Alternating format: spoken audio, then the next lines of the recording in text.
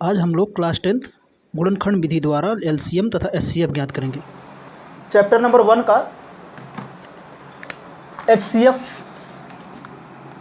HCF और LCM, ठीक है। आज हम इसको गुणनखंड विधि के द्वारा ज्ञात करेंगे। इसके पहले हम लोग पढ़ चुके थे, यूक्लिड विभाजन प्रमेय के द्वारा ज्ञात कर रहे थे, परंतु आज हम लोग गुणनखंड विधि से गुणनखंड विधि से जैसे कोई भी संख्या है उसको हम मिनिमम यानी कह सकते हैं कम से कम खंड जो कि अभाज्य खंड हो जाए, यानी कह सकते हैं किसी संख्या के अभाज्य गुणनखंड तक उसका खंड करते हैं। अभाज्य गुणनखंड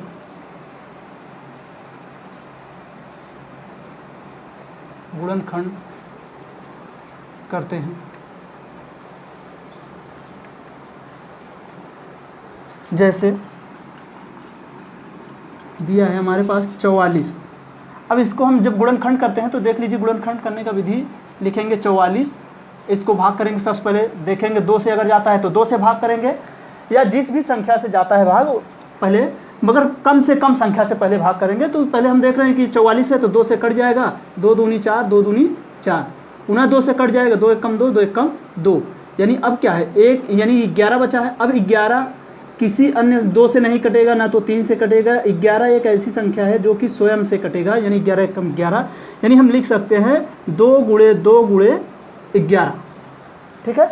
इसी प्रकार अब अगर देखा जाए कि जैसे हम ले लें क्या 66 और 11, 66 और 11 ना लेके हम लोग ले लेते हैं दूसरा कोई अंक ले लेते हैं 66 और 33, ठीक है। अब देखिए इसका हम लोग पहले क्या निकालेंगे, एचसीएफ और एलसीएम, एचसीएफ और एलसीएम दोनों निकालेंगे। चलिए देख लेते हैं। तो ऐसे गुणनखंड विधि से पहले इसको ज्ञात करेंगे। जैसे 66 का निकाल लेते हैं पहले, तो हम 66 को क्या लिख सकते हैं, हम 66 को कितना लिख सकते हैं, 66 को हम लिख सकते हैं 2 गुणे 3 गुणे 11। देख लीजिए, नहीं समझ में आ रहा तो आप देख लीजिए, ऐसे कर लीजिए, 2 तिहाई 6, 2 तिहाई 6 और 2 एक कम 1, 2 एक कम, पुनः 11 से कटेगा तो 11 एक कम 11, यानी ये हो गया 2 गुणे 2, 2 गुणे 3, ठीक है, 2 गुणे 3 गुणे 11। इसी प्रकार से हम लोग 33 का निकालेंगे। 33 का निकालेंगे तो वो भी कितने से, 2 से नहीं कटेगा, कटेगा किससे, 3 से, तो 3 एक कम 3, 3 एक कम 3, अब गया 11, 11 एक कम 11, यानी हम लिख सकते हैं 33 को लिख सकते हैं 3 गुणे 11। अब देखिए अगर बात करें एचसीएफ यानी हाईएस्ट सिग्निफिकेशन नंबर की बात होती है एचसीएफ में, यानी वह अधिक से मतलब बड़ी से बड़ी संख्या जिससे यह दोनों संख्याएं विभाजित हो जाती हैं, वह क्या एचसीएफ कहलाता है। तो एचसीएफ देखेंगे तो इसमें देख रहे हैं कॉमन दोनों में क्या मिल रहा है, कॉमन मिल रहा है 3 और 11, यानी 3 गुणे 11 लिखेंगे, यानी एचसीएफ हो जाएगा 33, एचसीएफ हो जाएगा 33। अगर बात करेंगे एलसीएम की बात करेंगे तो एलसीएम जो है, जो कॉमन मिलता है उसको एक बार लिखते हैं, यानी ऐसे लिखेंगे 2, देख रहे हैं इसमें 2 नहीं है, कोई दिक्कत नहीं, 3 दोनों में है, 2 एक बार लिख लेंगे, 11 देख रहे हैं दोनों में है तो दोनों को ऐसे लिख लेंगे। तो 11 या 33, 33 दूना कितना हो जाएगा, एलसीएम हो जाएगा 66, ठीक है। आप इसको लिख लीजिए। चलिए आगे देखते हैं।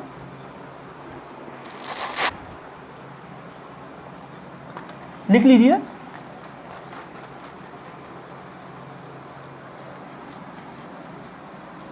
चलिए अब आगे देखिए, जो अगर हमारे पास कोई भी संख्या है, जैसे चलिए आप इसका बताइए, हम जैसे लिख दिए 88 और 160 का एचसीएफ और एलसीएम ज्ञात कीजिए।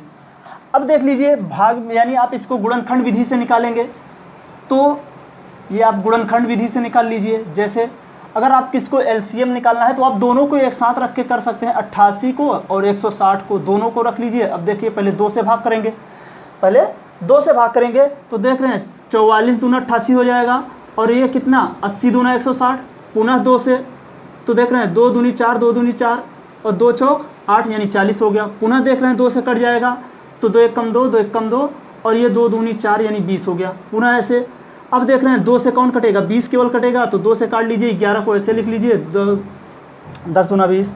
पुनः देख रहे हैं 2 से कट जाएगा, तो हम इसको लिख सकते हैं ऐसे ही, पुनः 11 को ऐसे कॉमन रखेंगे, पुनः यहाँ हम इसको 10, पुनः हम लिख सकते हैं 2, 11 वैसे ही उतर जाएगा, 2 पंजे 10। पुनः देख रहे हैं अब क्या है, 11 से कटेगा 11 और 5 से कटेगा 5, तो एक बार 5 से। तो ये आप क्या है कि आप ये एलसीएम के लिए इसको हम लिख सकते हैं। तो ये एलसीएम अगर बात करें 88 का अगर गुणनखंड के रूप में लिखना चाहें तो क्या लिखेंगे हम, 2 गुणे 2 गुणे 2 और गुणे 11 हो जाएगा इसका। और 160 वाले का लिखेंगे अगर गुणनखंड के रूप में तो क्या लिखेंगे, 2 गुणे 2 गुणे 2 गुणे 2, यानी आपका टोटली कितना 3 3 6 बार 2 लिखना है, 2 गुणे 2। उसके बाद क्या है आपके पास है 5, देख लीजिए, 2 दूनी 4 दूनी 8 दूनी 16 दूना 32 दूना 64 पंजे, ठीक है। तो ये हो जाएगा 100। अच्छा रुक जाइए, देखिए ज़्यादा हो रहा है क्या, ये 2 दूनी 4 यानी ये हो गया 2 पंजे 10। अच्छा ये वाला 2 देखो यहाँ गलत लिख दिए हैं ना, यहीं पे ये हो गया 2 पंजे 10 और यहाँ पे ये आपका 5, ये गुणनखंड थोड़ा गलत हो गया था लिखने में, तो 2 पंजे 10। अब यहीं पे 11 से इसको काट लेंगे और 5 से इसको, तो 5 एकम 5। चलिए अभी देखिए लिख लेते हैं, तो कितनी बार 3 2 5 बार 2 है, तो 2 गुणे 2 गुणे 2 गुणे 2 गुणे 2 और गुणे 5, 2 दूनी 4 दूनी 8 दूनी 16 दूना 32 पंजे 160। चलिए देख लेते हैं अगर HCF की बात करें तो HCF जो होगा, देख रहे हैं दोनों में 1 2 3 बार 2 कॉमन है दोनों में, तो तीनों को लिख लेंगे, यानी 2 गुणे 2 गुणे 2। और देखिए कुछ कॉमन है 11 इसमें नहीं है, 5 88 वाले में नहीं है, तो इसलिए हमारा HCF जो हो जाएगा वो कितना हो जाएगा 8। HCF क्या हो जाएगा 8।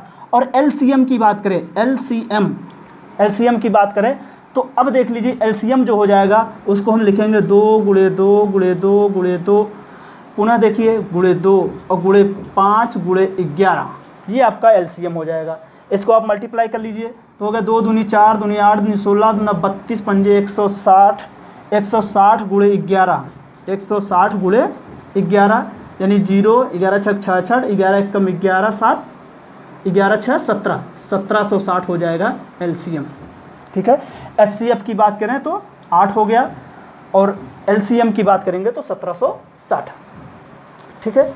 चलिए आइए देखते हैं 2 नंबर का, ठीक है, इसको आप स्क्रीनशॉट कर लीजिए,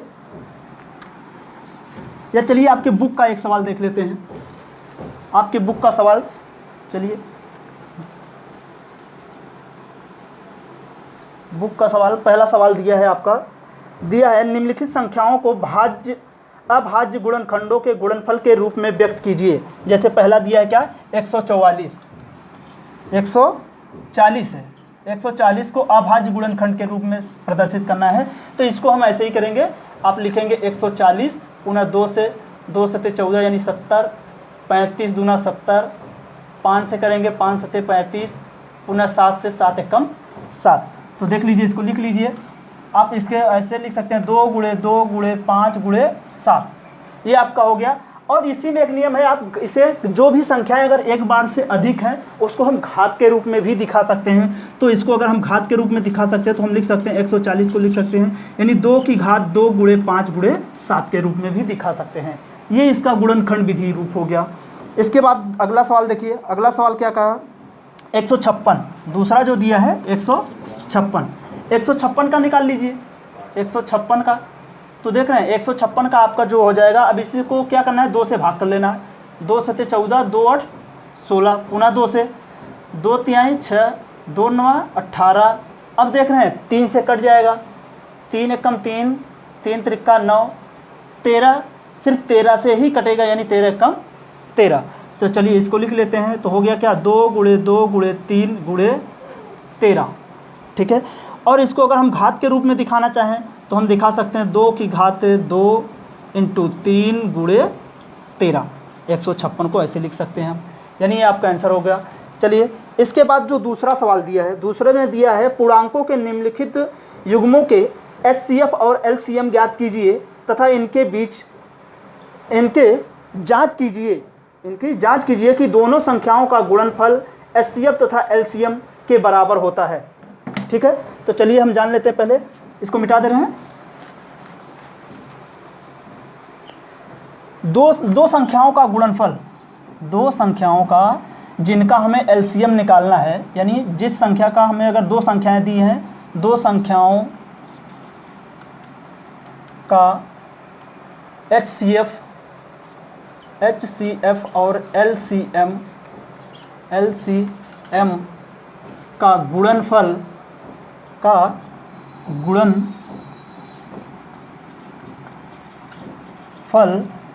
दोनों संख्याओं के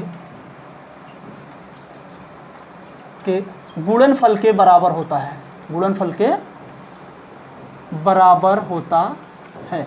यदि हमने किसी संख्या का LCM और HCF निकाला है और उस संख्या का गुणनखंड ज्ञात कर ले, जिस संख्या का हमने HCF और LCM निकाला है तो उसके अगर HCF और LCM का गुणा कर दे तो दोनों संख्याओं के गुणनफल के बराबर होता है। चलिए आपके ही बुक का सवाल देख लेते हैं। पहला दिया है, पहला सवाल जो दिया है कह रहा है कि 26 और 91, दूसरे सवाल का दिया है 26 और 91 का हमें क्या करना है, इसको निकालना है पहले HCF और LCM, उसके बाद फिर हमें आंसर की जांच करना है कि क्या दोनों संख्याओं का गुणनफल, अगर हम मान लें पहली संख्या मान लें A और दूसरी संख्या मान लें B, ठीक है, तो बराबर होना चाहिए किसके, LCM गुणे HCF के। ये आप फार्मूले के रूप में लिख सकते हैं इसको। तो चलिए इसको हम देख लेते हैं, इसका 26 और 91। 26 को क्या लिख सकते हैं हम, 2 गुणे 13 लिख सकते हैं, और 91 को हम अगर लिखना चाहें तो क्या लिख सकते हैं, ये हो जाएगा 7 गुणे 13, 7 गुणे 13। ठीक है, अब देखिए इसमें अगर बात करें हम HCF की, HCF कितना हो जाएगा, 13। ठीक है, और अगर बात करें LCM की बात करें तो LCM जो हो जाएगा 2 गुणे 13 और गुणे 7। तो देख लीजिए 7 दूनी 14, 14 गुणे 13, इसका गुणा कर लीजिए तो आ जाएगा आपके पास 182। ठीक है, अब देख लीजिए ये 182 आपका क्या हो गया, LCM हो गया। LCM बराबर कितना मिल गया हमें, 182। चलिए अगर हम इन संख्याओं का गुणनफल ज्ञात कर लेते हैं तो जो ये फार्मूला है, अगर हम लिखना चाहें 26 गुणे 91 बराबर LCM का मान कितना है, 182 गुणे HCF कितना है, 13। तो गुणा करिए, दोनों संख्याओं का गुणा बराबर आना चाहिए, तब तो हमारे LCM और HCF सही है। यदि दोनों बराबर नहीं आते हैं तो LCM और HCF में से हमारा गलत है। तो चलिए गुणा कर लेते हैं, इसका हो जाएगा, आप इसका गुणा कर लीजिए 26 गुणे इसका, तो आपका हो जाएगा, ये आपका बन जाएगा 26 एकम 26, 26 नवैया, या अलग से गुणा कर लो। चलो 91 गुणे 26 देख लो, तो 6 एकम 6, 6 नवाई 54 और 2 छंग 2 एकम 2, 2 नवा 18, 6 6 8 5 13, 2 आ गया कितना, 23 66। ठीक है, अब चलिए इसका गुणा कर लेते हैं, 182 गुणे 13, इसका या ऐसे नहीं बनता तो आप यहाँ नीचे लिख करिए 13, तो 3 दूनी 6, 3 8 24 के 4 हासिल लगा, 2 3 एकम 3 2 5, 1 दुनाई 2, 1 अट्ठे 8 और 1 एकम 1। देख लीजिए 6 4 2 6 8 5 13 2, देख रहे हैं, यानी 23 66, यानी दोनों तरफ का मान क्या हो गया, बराबर हो गया। अतः हम कह सकते हैं कि हमारा HCF और LCM सही है। ठीक है, चलिए ये आप इसको लिख लीजिए। ऐसे ही इसमें के जितने भी सवाल हैं सब आपको लगाना है, जो नहीं सवाल आए देखिए, हाँ ये यहाँ पे एक 6 छूट गया है ना। चलिए अब देख लीजिए ये हो गया, देख रहे हैं दोनों तरफ का मान क्या होना चाहिए, बराबर। एक प्रकार से हम इसको कह सकते हैं कि अगर हम किसी भी संख्या का HCF और LCM निकालते हैं तो हम उसके आंसर की जांच करने के लिए हम ये फार्मूला लगा सकते हैं कि दोनों संख्याओं का गुणनफल बराबर LCM गुणे HCF, यानी क्या होना चाहिए, दोनों का मान बराबर आना चाहिए। अगर इसी में कहा जाए, चलिए आगे देखते हैं, अगर आपको दे दिया गया कि कोई संख्या दे दी गई, जैसे आपको कोई संख्या दे दिया गया, एक संख्या दे दी गई आपके पास, यहाँ पे लिख सकते हैं, स्टार लगा के लिख लीजिए, आपको दे दिया गया LCM का मान दे दिया गया और HCF का मान दे दिया गया, और एक संख्या बता दिया गया, आपको एक संख्या बताया या बता दिया गया है तो दूसरी संख्या ज्ञात कीजिए। ऐसे भी हो सकता है, दूसरी संख्या ज्ञात कीजिए। तो इसके लिए हम लोग यही फार्मूला लगाएंगे, जो अभी फार्मूला लिखेंगे, ज्ञात कीजिए। अभी हम लोग जो फार्मूला लगाए थे, दोनों संख्याओं का गुणनफल, दोनों संख्याओं का गुणनफल बराबर LCM इंटू HCF। अब अगर हमें पहली संख्या ज्ञात करें, अगर हम माना पहली संख्या A है तथा दूसरी संख्या B है, तब हम क्या कर सकते हैं, हम लिख सकते हैं A क्रॉस B बराबर LCM क्रॉस HCF। ठीक है। अब देख लीजिए, हमें अगर पहली संख्या ज्ञात है तो हम क्या कर सकते हैं, दूसरी संख्या निकालने के लिए हम लिख सकते हैं B equal to LCM into HCF divide by A। इससे हम क्या कर सकते हैं, दूसरी संख्या निकाल सकते हैं। अगर ऐसे आप मान के नहीं कर सकते हैं तो आप इसको ऐसे भी लिख सकते हैं क्या, पहली संख्या, या हमें दूसरी संख्या निकालना है तो लिखेंगे दूसरी संख्या बराबर LCM into HCF divide by पहली संख्या। ठीक है। चलिए जैसे एक एग्जांपल इस पे अगर देख लें हम लोग, एक एग्जांपल, जैसे हम मान लेते हैं हमारे पास दिया है, एक संख्या दिया है, चलिए इसको लिख लीजिए, तो आगे एग्जांपल ऊपर लिखते हैं। ठीक है, लिख लीजिए या स्क्रीनशॉट कर लीजिए। चलिए आगे देखते हैं।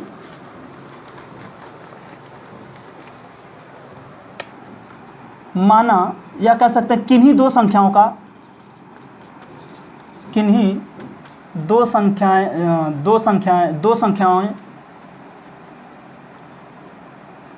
संख्याएं या किन्हीं हटा के यहाँ सिर्फ दो संख्याएं लिखिए, दो संख्याएं जिसमें से पहली संख्या का मान 12 है और इन संख्याओं का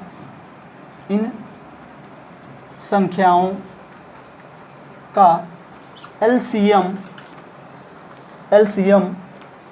36 है तथा HCF 4 है, HCF 4 है, तो दूसरी संख्या ज्ञात कीजिए। तो दूसरी संख्या ज्ञात कीजिए। चलिए फार्मूला लगा लेते हैं, यहाँ पे लिखते हैं सॉल्व, लिखेंगे पहली संख्या गुणे दूसरी संख्या बराबर L। बच्चों अगर वीडियो अच्छा लगे तो चैनल को लाइक करें और शेयर करें ज़्यादा से ज़्यादा, और हमें कमेंट करें ताकि हम और बेहतर आपको पढ़ा सकें।